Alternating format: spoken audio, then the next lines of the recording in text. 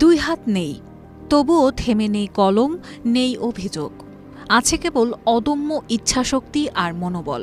মুখে কলম চেপে কনুইয়ের ভরসায় যিনি লিখে চলেছেন এক অনন্য ইতিহাস, তার নাম বাহারউদ্দিন রায়হান। চট্টগ্রামের এই যুবক যেন প্রমাণ করেছেন শারীরিক অক্ষমতা নয়, মানুষের সত্যিকার শক্তি লুকিয়ে থাকে তার মানসিক দৃঢ়তায়। ২০০৪ সালের ৩০ অক্টোবর, বয়স তখন মাত্র ১১ বছর। বাড়ির পাশের একটি বিদ্যুৎ খুঁটির ট্রান্সফরমারে আটকে যাওয়া ছোট পাখিটিকে বাঁচাতে গিয়েছিলেন বাহার। এক মুহূর্তের ভুলে বৈদ্যুতিক তারে ঝলসে যায় তার দুই হাত, পায়ের তলা ও বুকের একাংশ।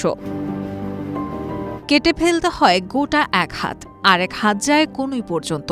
সেই যে জীবনের ছন্দপতন, সেখান থেকেই শুরু হয় এক অসাধারণ অভিযাত্রা। শেখেন কিভাবে মুখে কলম ধরে লেখা যায়, কনুইয়ের ভরসায় কিভাবে নিজের সমস্ত দৈনন্দিন কাজ নিজেই করা যায়। বিদ্যুতের খুঁটির উপরে যে ছিদ্র আছে, ওই ছিদ্রের ভিতরে একটা পাখি ঢুকে গিয়েছিল। পাখিটা বের হচ্ছে না, কিন্তু এই কিউসিটি থেকে আমি ওখানে উঠে যাই উপরে।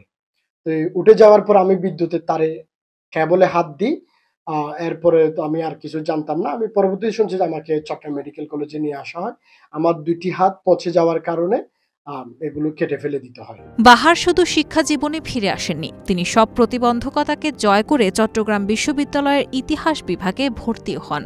মুখে কলম চেপে কনুইয়ের সাহায্যে লিখে দেন পরীক্ষার উত্তর। কিছু পরীক্ষায় নেন শ্রুতলেখকের সাহায্য। পরিশেষে তিনি স্নাতকোত্তর শেষ করেন, সাফল্যের মুকুটে যোগ করেন এক অনন্য পালক। গর্বে করার মতো একটা পাবলিক বিশ্ববিদ্যালয় থেকে অনার্স মাস্টার্স কমপ্লিট করে একটা প্রাইভেট কোম্পানিতে, ছোট কোম্পানি হোক, একটা প্রাইভেট কোম্পানিতে যে অপারেশন হেড হিসাবে দায়িত্ব পালন করছি, এটা অনেক বড়। এই জায়গায় আসার পেছনে অনেকগুলো বাধা ছিল।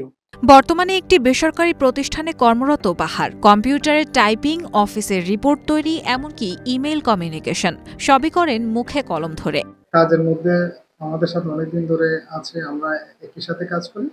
ওনার কাজের মধ্যে এমন যেন ওনার শারীরিক অক্ষমতার কারণে ওনার কাজগুলা মানে পিছিয়ে যাচ্ছে এরকম কিছু না। উনি আসলে ওনার কাজ সবসময় এগিয়ে রাখে, কাজও করে যাচ্ছে, সবকিছু করে যাচ্ছে। আমরা আমাদের চোখে যেটা দেখাই, উনি যেভাবে ওনার কাজে মানে প্রফেশনাল কাজে বলেন, পারিবারিক কাজে বলেন এবং বিভিন্ন সামাজিক কাজে যেভাবে অংশগ্রহণ করে, অনেক ক্ষেত্রে মানে স্বাভাবিক মানুষও এই কাজগুলো করতে পারে না।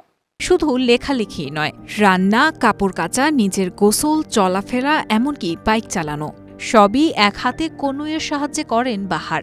রাস্তায় নির্ভয়ে স্কেটিং করেন, শরীরী ভাষায় জানান দেন ভয় নয়, সাহসী তার জীবনবিন্দু।